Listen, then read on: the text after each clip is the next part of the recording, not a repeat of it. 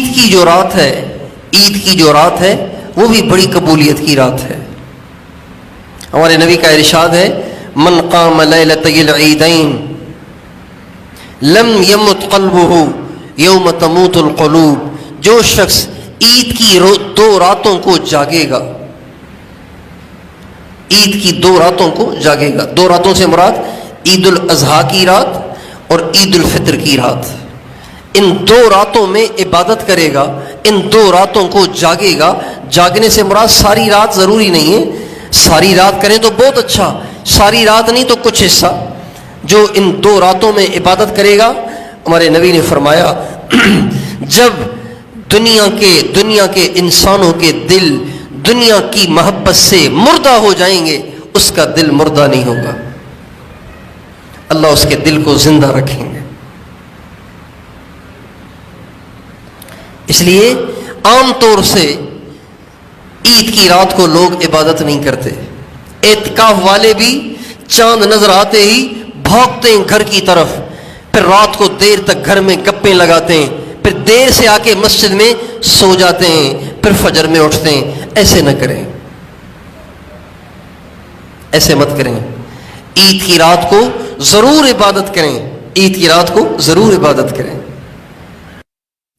اور جب عید کی صبح ہوتی ہے اللہ کروڑوں فرشتے زمین پہ بھیجتے ہیں اور وہ مسلمانوں کی عیدگاہ کا جو راستہ ہوتا ہے اس میں صفیں بنا کے کھڑا کر دیتے ہیں، اور وہ فرشتے کھڑے ہوتے ہیں. اور جب مسلمان نماز پڑھنے کے لیے جاتے ہیں فرشتے ان کے لیے دعائیں کرتے ہیں، ان سے مصافحہ کرتے ہیں. جب عیدگاہ میں مسلمان سفید کپڑے اور صاف ستھرے کپڑے اور نئے کپڑے پہن کر نہا دھو کر عیدگاہ میں آتے ہیں تو اللہ تعالیٰ فرشتوں سے فرماتے ہیں میرے فرشتوں تم بتاؤ اس مزدور کو کتنی مزدوری دینی چاہیے جو اپنی مزدوری پوری کر چکا ہو، جو اپنا کام پورا کر چکا ہو، اس کو کتنی مزدوری دینی چاہیے؟ تو فرشتے کہتے ہیں یا اللہ جو مزدور اپنا کام پورا کر چکا ہو اس کو پوری مزدوری دینی چاہیے جتنا اس کا حق بنتا ہے. اللہ فرماتے ہیں میری عزت کی قسم، میرے جلال کی قسم، میرے بلند مرتبے کی قسم، عرش پر مستوی ہونے کی قسم، تم گواہ رہو میں نے عیدگاہ میں ان آنے والے روزے رکھنے والے تراویح پڑھنے والوں کی زندگی کے سارے گناہوں کو معاف کر دیا.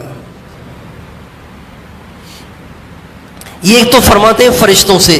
پھر اللہ ان بندوں کی طرف متوجہ ہوتے ہیں اور فرماتے ہیں یا عبادی، اے میرے بندو تم میرے دروازے پہ آ جائے ہو اور تم نے سارا مہینہ روزے رکھے اور تم نے تراویح پڑھی اور تم نے اپنے آپ کو برائی سے بچایا. میرے بندو تم آج مجھ سے جو بھی مانگو گے نا میں تمہیں ضرور دوں گا، تم دل کھول کے مجھ سے مانگو.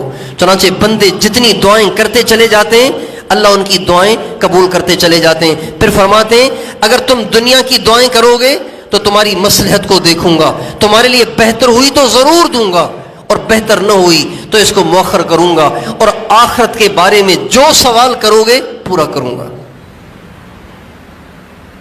چنانچہ لہذا اگر کوئی عیدگاہ میں اللہ سے یہ دعا کرے اے اللہ مجھے بھی، میرے بچوں کو بھی، میری بیوی کو بھی، میرے والد کو بھی، میری والدہ کو بھی، میرے بھائیوں کو بھی، میرے بھتیجوں بھانجوں اور بھانجیوں بھتیجیوں کو بھی، اے اللہ مجھے میرے رشتہ داروں کو بھی، سارے مسلمانوں کو اپنا کامل ولی بنا دے، تو بتائیے اللہ اس دعا کو قبول کرے گا کہ نہیں کرے گا بھائی؟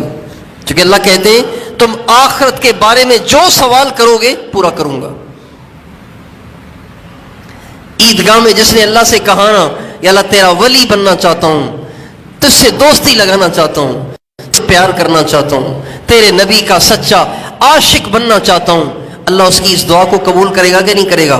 اللہ قسمیں کھا کے کہہ رہا ہے آخرت کے بارے میں جو مانگو گے عطا کر دوں گا. اللہ